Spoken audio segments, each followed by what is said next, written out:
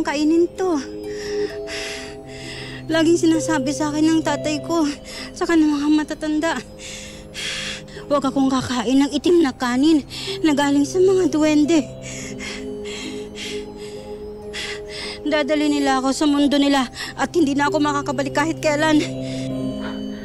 Excuse me? Una, andito ka na po sa mundo namin.